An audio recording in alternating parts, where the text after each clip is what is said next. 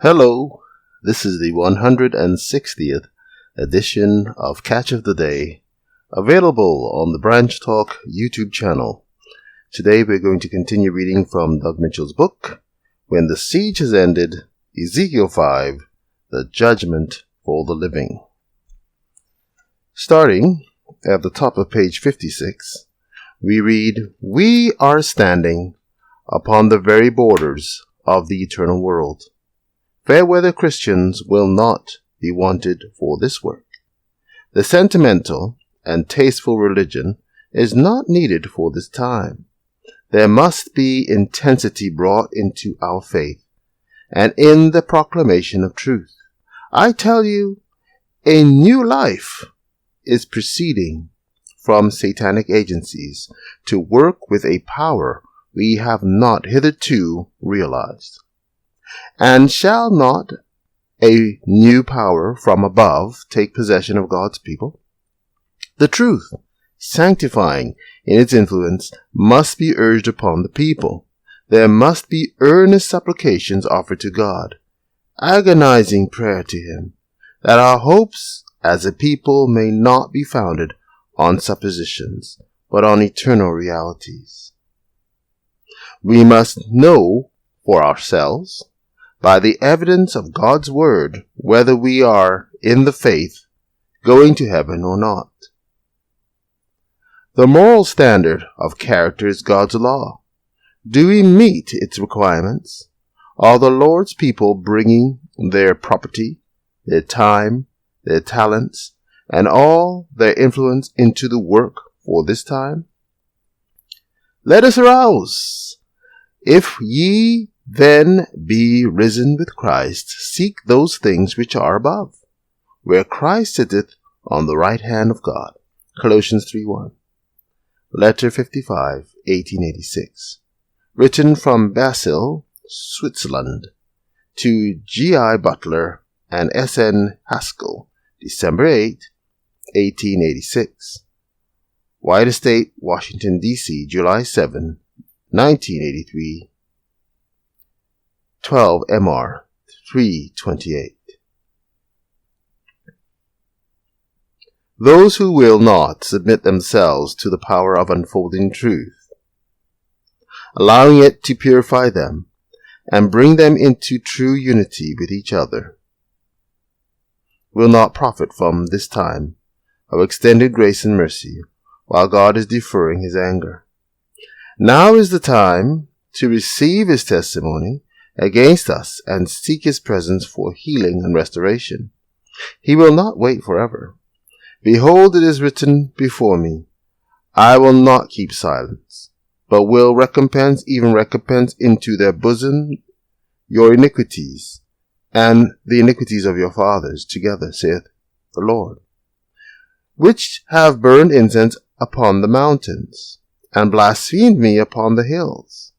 Therefore will I measure their former work into their bosom.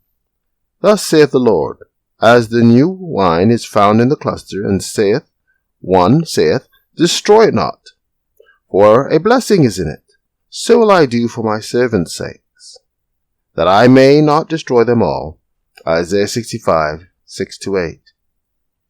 While the wine is said to represent the blood of Christ, 1 SR 163, it, being new, also represents freshly revealed truth. For such is what we are given to satisfy our spiritual thirst and make glad our hearts. Psalms 104, verse 15. The Lord declares that because there is new wine, new truth in the cluster, He will not destroy them all. Those who are thus spared will be those who avail themselves of the remedy, keeping their solemn feasts and performing their vows. 1 Nahum 1:15. As such are defined by God's prophesying spirit. We should therefore understand the signs of the times, perform our vows unto God, keep our solemn feasts, and do everything in God's order so as to be found righteous, ready to escape the doom of the wicked, and to march on to the kingdom. 1 TG 24:11, revised, or unrevised. That unrevised TG shows that Brother Hardif evidently thought that the feasts were to be kept during the time when we march on to the kingdom, i.e. before we get there. That would certainly make sense, because it is during that same time that we are to perform our vows. No one can honestly say that we should put off the performance of our vows until after we get to the kingdom. Yet many Davidians separate those two requirements, placing the performance of our vows before the kingdom and the keeping of the feast after it begins. So why did he say that in the first version of that TG? Then take that thought out of the revised version. He did so simply because it was not his work during the time of the judgment of the dead, as he was making the announcement of the coming of the judgment of the living, and the new message to call for the feasts to be kept, for that would have been premature. But it is also evident that he saw that the feasts were to be kept as we march on to the kingdom, which we are in process of doing.